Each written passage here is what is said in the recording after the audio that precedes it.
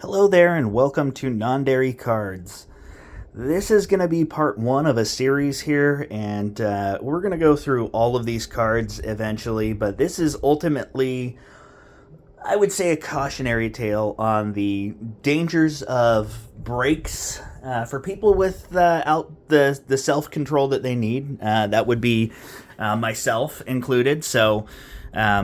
This is the result of 6 different breaks that I bought into for Topps Update. I was very excited about the release, and the breakers were good, the environment was good, so it was a lot of fun, and that in for a dime, in for a dollar sort of mentality kind of got out of hand as we went through this. So this is break 1, break 2, break 3, break 4, break 5, break 6, and as you can see, it slowly got more out of control as we got to things, and then we hit our peak at break 5 and then ended at break 6. So what we're going to do is just kind of go through the mentality of this experience. We'll go through the cards that came out of it, and not to say that breaks are a bad thing, but you do need to be very aware of how quickly it can go sideways, especially if you're not paying that much attention. And I will be the first to say I wasn't doing a great job of that, kind of getting into my own head on things and saying, oh, I really need these things. Because there were some slabs and other things in these special packs that were part of the break that I was really excited about. So I got a little bit carried away. But what we're going to do here on this first session is just go through kind of what that first break was, what the results of the first break are, and you'll see kind of how it builds as we go through the rest of the break. So in this first break, this was just for a jumbo box of Topps Update here, and I think I ended up with 1, 2, 3, 4, 5, 6, 7, 8, 9, 10, 11, 12 teams on the break here. And as you know, I'm a Giants fan, so I'm going for the Giants players in these breaks. So that's who I'm looking for. I'll go ahead and pull this up. It's not that we didn't get good cards as part of this, but we got a little carried away. Let me center this camera a little bit. Sorry about the nausea that you're going to get from the camera.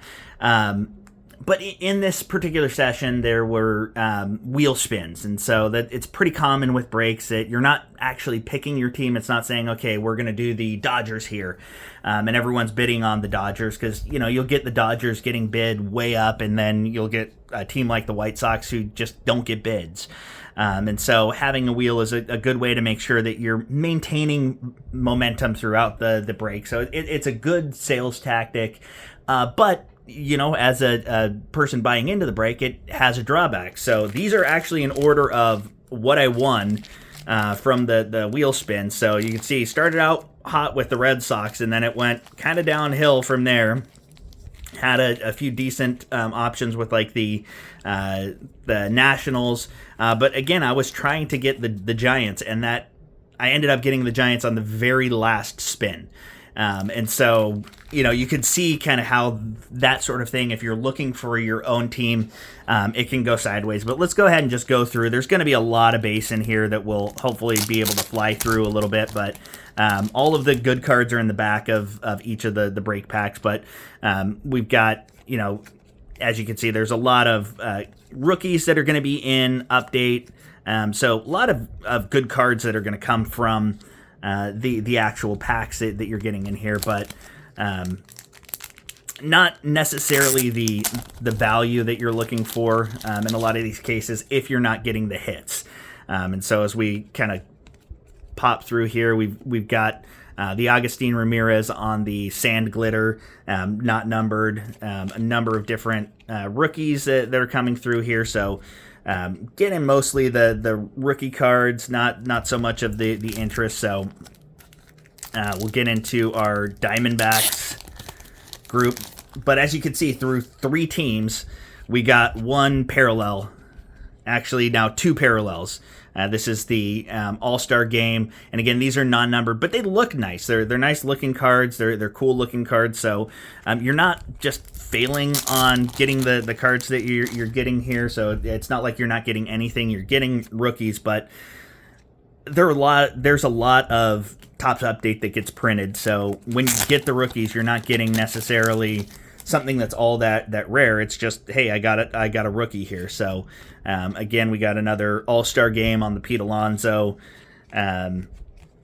And this is probably the first real sleeve-worthy card. This is the Topps Black Gold cards that they have here. So a Luis Angel Acuna, not a bad card to get there, but we're through 5 teams now, and we got one sleeve-worthy card thus far. So we'll hop into the next team, the Phillies here.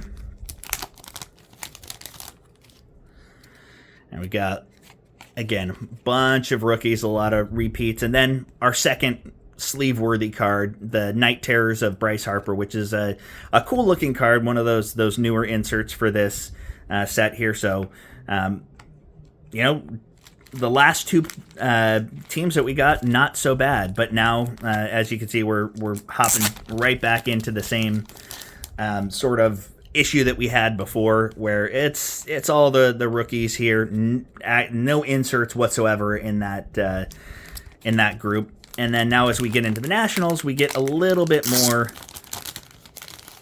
benefit from this one. So we've got, again, the rookies, Mackenzie Gore on the All-Star Game parallel. We've got James Wood on the Mystical, which they didn't sleeve up because this is just kind of a base insert, but you know what? I want to sleeve that one up because I like it.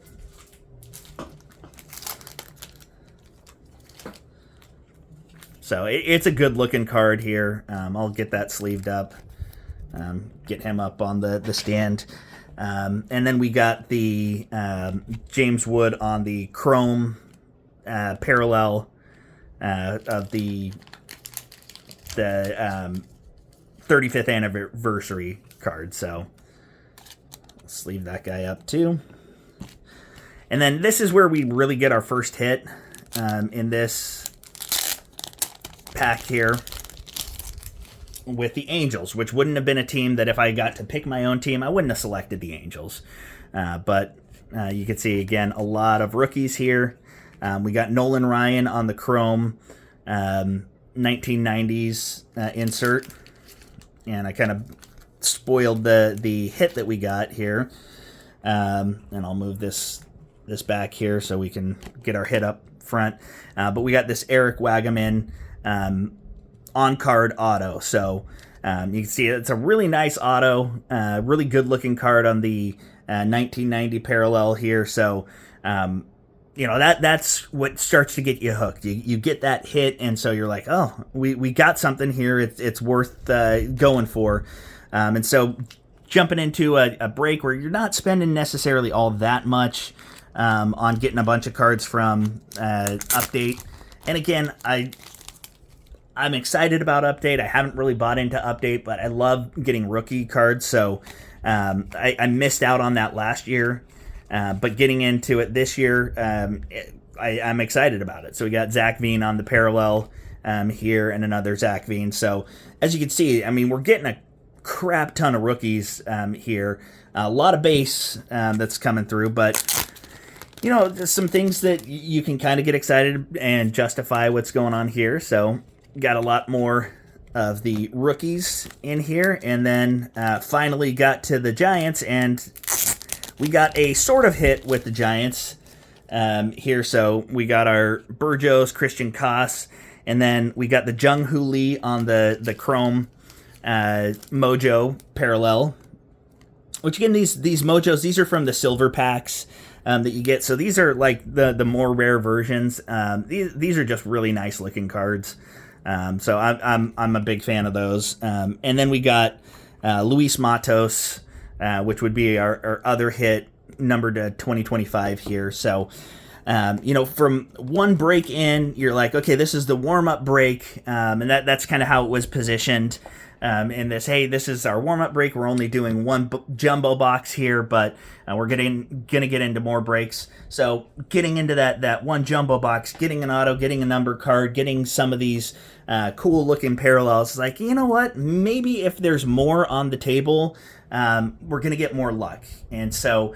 We'll talk about what happened in break 2, which started something as we kind of move forward as we go through. But I would say as a whole, Topps Update is a cool product, but again, it's a flagship product. There's a lot that's going to be printed, and things like these parallels, although they look great, it's not like they're going to hold a ton of value. So if you're getting into it to flip cards and do things of that sort, you're not going to make your money back on doing something like that. But if you're getting into it because, hey, I don't want to go buy a Topps Update box on the secondary market because I missed out on it, this is a good way to get, okay, here's my team. I want to go after my team, or I want to get a couple of teams in the break. So it can be a productive thing for that if you can control yourself, which unfortunately I am not that guy, as you well saw from the beginning of this. So I appreciate you joining, and hopefully you guys, maybe you can commiserate, or maybe you can just judge me, whatever way works best for you. Let me know if you've had any similar experiences, or if this kind of content is helpful as we're going through. But appreciate you sticking with me. Hopefully we'll start to see some cooler cards as we get through here, because there are some nice cards that got through. But again, our hits are basically the Mojos of Nolan Ryan, Jung Hoo Lee, which, again, being a Giant, I really like this card, and I do like the Mojos a lot. That was something that I collected from the last couple of years as I've gotten back into collecting. The Mystical is probably my favorite insert of the new inserts that they have, but getting the black gold and the Bryce Harper there, not going to complain. And then a numbered Giants card on their alternate jerseys, and an auto. Like, that's a great start to a break experience. And so get a lot of energy, and let's hope we can maintain it throughout the rest of this.